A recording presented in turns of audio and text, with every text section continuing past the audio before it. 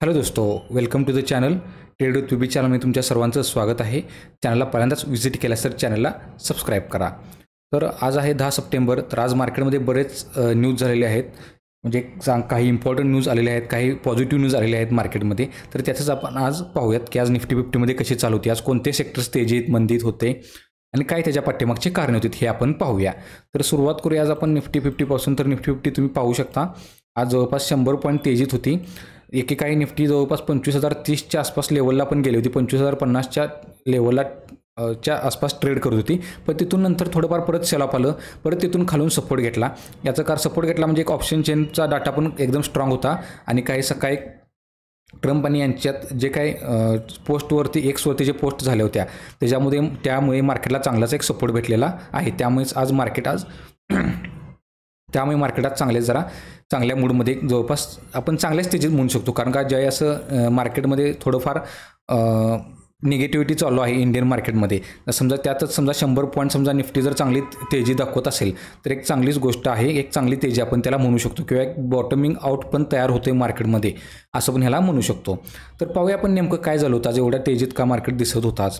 तर ट्रम्प यांनी पुन्हा एकदा आज पोस्ट केली होती. त्यामध्ये इंडियनसाठी एक अनाऊन्समेंट करतोय की आपण एक चांगले ट्रेड बॅरियर आहेत आपल्यात, ते आपण कमी करू शकतो आणि नक्कीच त्याचा ट्रेड बॅरियर कमी होतील. त्यामध्ये कोणतीही डिफिकल्टी असणार नाही किंवा सक्सेसफुल कॉन्व्हर्सेशन होईल.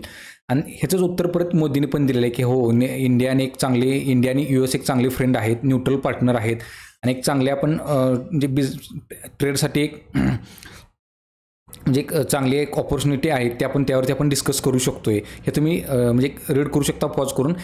आणि हे जे मोदींनी रिप्लाय दिला होता त्याला आपण जवळपास मार्केट ओपन व्हायच्या वेळेस डोनाल्ड ट्रम्प यांनी रिपोस्ट केलेला होता. काय केला होता? रिपोस्ट केला होता. त्यामुळे मार्केटमध्ये पुन्हा एकदा, कारण का हे रिपोस्ट करण्याचं कारण काय बा, ते मी तेच म्हणतोय पुन्हा एकदा की बा विंडो ओपन होत आहे इंडियनसाठी की बा तुम्ही निगोशिएशन करा टॅरिफवरती. मग तेच मोदी पण त्याचं जमके एकदम स्वागत करत आहेत की बाबा निगोशिएशनसाठी. कारण का इंडियाला पण याचा फायदाच आहे की बाबा टॅरिफ जर कमी झालं 20-25% आलं तर ती चांगलीच गोष्ट आहे. तर त्यामुळे ते पुन्हा एकदा रिपोस्ट होत आहे. मोदी त्याला उत्तर देत आहेत. ट्रम्प हे वारंवार सांगत आहेत की बाबा एक चांगला फ्रेंड आहे आणि बॅरियर आम्ही कमी करू शकतो की एक डिफिकल्टी नाही आहेत कोणत्याच गोष्टीत ह्या. मोदी पण त्याला उत्तर देत आहेत. तर हेच आज सकाळी पॉझिटिव्ह मार्केटमध्ये होतं.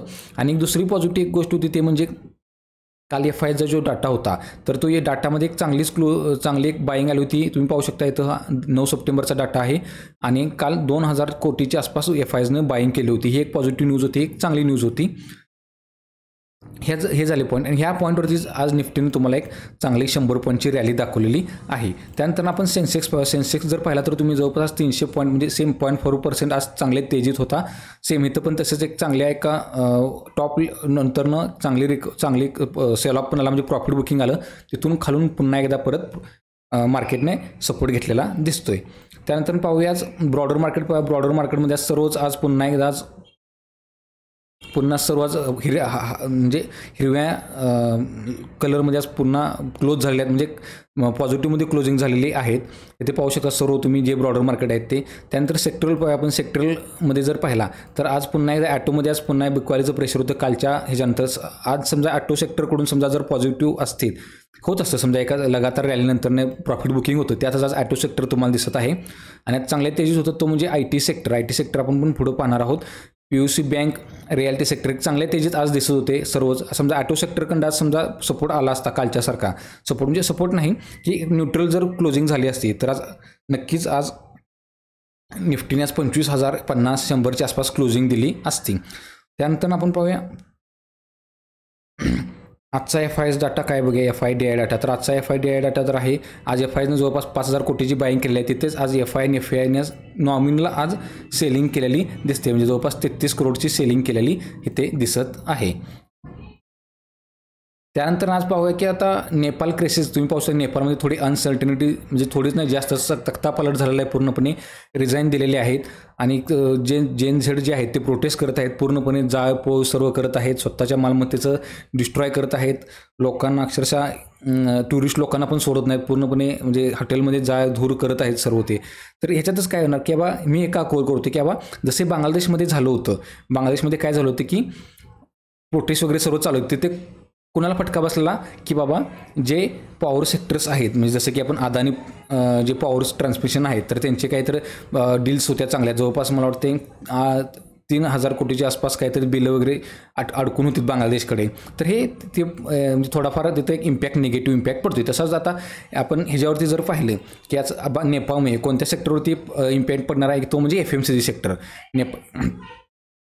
नेपाळ सेक्टरला जे पॉलिटिकल क्रायसिस आहे त्यामुळे FMCG जो सेक्टर आहे, सॉरी नेपाळ सेक्टर नाही, नेपाळ कंट्रीजमध्ये जो FMCG सेक्टर आहे तर त्याच्यावरती तिथे कुठेतरी इम्पॅक्ट दिसणार आहे. तर कुणाला इम्पॅक्ट होणार आहे नेमका, तर तुम्ही ते न्यूज तुम्ही रीड करू शकता की इथे एक आहे तो म्हणजे एक वरुण ब्रेवरेज म्हणून आहे, त्याचा 3% जो रेव्हेन्यू आहे तो नेपाळमधून येतो. जो रेव्हेन्यू आहे त्यांचा, तर जो 3% जो रेव्हेन्यू आहे तो नेपाळमध्ये येतोय.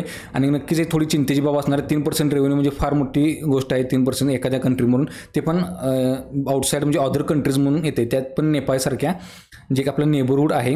आणि बाकीचे जे स्टॉक्स आहेत त्यामध्ये पण तुम्ही पाहू शकता की ITC, डाबर हे जे स्टॉक्स आहेत तर ह्यांनी पण काय केलेलं आहे तिथे की बाबा एक नॉमिनल तिथे एक म्हणजे लोकल लेवलला पण त्यांनी जवळपास कंपनी पार्टनरशिप वगैरे डिस्ट्रीब्युशन्स केलेले आहेत.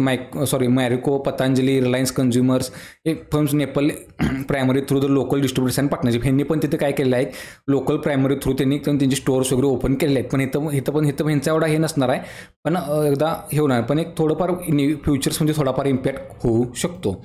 तर त्यानंतर आपण पाहूया की एक IT सेक्टरात चांगल्या तेजी होतं. याचं कारण होतं की सकाळी जे ट्रम्प सरांकडून जे आलं होतं की पोस्ट आली होती त्याला मोदींकडून मिळालं होतं रिप्लाय होतं. आणि त्यातच परत जे ट्रम्प यांनी जे रिपोस्ट केली होती मोदींचा रिप्लाय, त्यामुळे एक पॉझिटिव्ह सेंटिमेंट होत होता.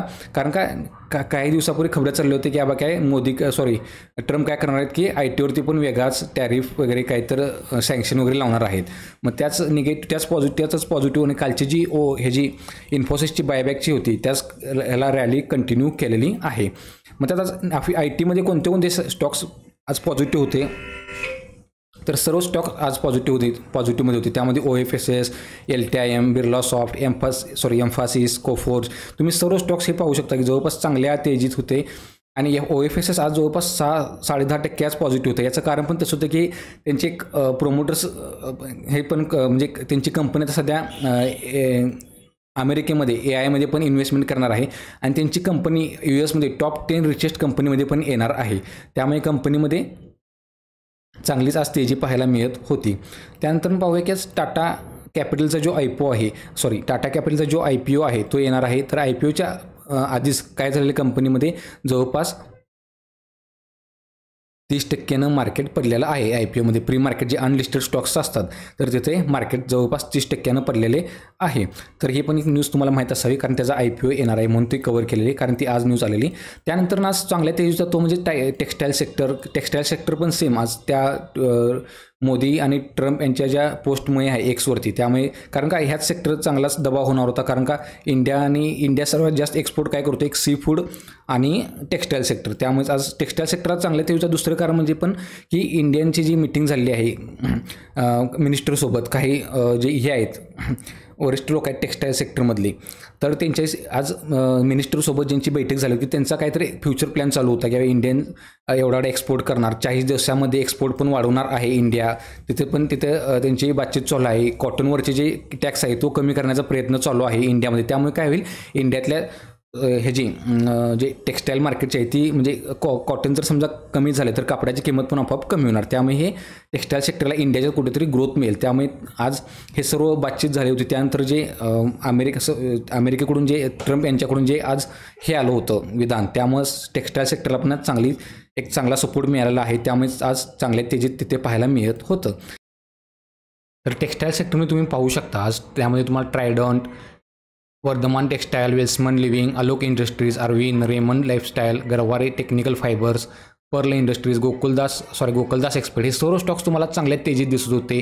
इंडोकाउंट इंडस्ट्रीज आज 20% अप्पर सर्किट होता. तर हे सर्वच आज पॉझिटिव्ह सेंटिमेंटमुळे आणि त्या एक्सच्या पोस्टमुळे त्यामुळे आज तुम्हाला सर्व टेक्स्टाईल सेक्टरमध्ये आज जमके आणि चांगली एक खरीदारी दिसलेली आहे. त्यानंतर नव्हता तो म्हणजे सर्वांच्या पासून नजरेतनं दूर होता तो म्हणजे सी फूड सेक्टर. सी फूडमध्ये म्हणजे इंडिया पण आज जवळपास एक बिग एक्सपोर्टर आहे अमेरिकेला सी फूडमध्ये. आणि आजच्याच त्या ट्रम्प न्यूजमुळे आज पुन्हा एकदा हा सेक्टर पुन्हा तेजीत होता आणि चांगल्या तेजीत होता. बरेच स्टॉक्स आहेत पण मी हा एखादा स्टॉक्स तिथला कव्हर करतो, तो आहे अपेक्स फ्रोझन फूड्स म्हणून आहे. आज तुम्ही जवळपास पाहू शकता 15% आज चांगल्या तेजीत होता. आपण म्हणजे बरेच आज एका ट्विटमुळे की बा हां समजा पुन्हा एकदा आज इंडियाच्या आणि ह्याच्यामध्ये OESमध्ये समजा ट्रेड डील पुन्हा एकदा चर्चा झाली तिथे समजा कमी झाले तर टेक्स्टाईल सेक्टर, IT सेक्टर आणि फूड सेक्टर हे पुन्हा एकदा तुम्हाला तेजीत दिसणार आहे. हे तुमच्या रडारवर असावेत म्हणून तुम्हाला मी सांगतोय की ही विंडो ओपन झालेली आहे आणि ते एक रडारवर असावेत तुमच्या. तुम्ही तिथे स्टडी करू शकता आणि चांगला तुम्ही तिथे अभ्यास करू शकता आणि चांगलाच तुम्ही त्याच्यावरती मग सेक्टर वाईज तुम्ही तिथं अभ्यास करू शकता. मार्केटमध्ये कशी कंडिशन्स असते ह्याच्यावरती तुम्ही स्टडी करू शकता. तर मित्रांनो हा पण आजचा व्हिडिओ होता की ह्याच्यात आपण बरेच न्यूज कव्हर केले आहेत. त्यामध्ये IT sector, seafood sector, FIDIS data आणि निफ्टीचा डाटा किंवा निफ्टी 25,000ला आपण झालेला आहे. माझे शॉर्ट्स एक आहे त्यामध्ये पण मी कव्हर केलं होतं की निफ्टी काय 25,000ला जाणार. तर एक माझं ॲनालिसिस पण होतं आज न्यूज बेस पण त्याला एक चांगला सपोर्ट होता. त्यामुळे आज निफ्टीमध्ये एक चांगली तेजी पाहायला मिळालेली होती. तर मित्रांनो व्हिडिओ आवडल्यास असेल तर व्हिडिओला लाईक करा, शेअर करा आणि चॅनलला सबस्क्राईब करा. थँक्यू. जय हिंद.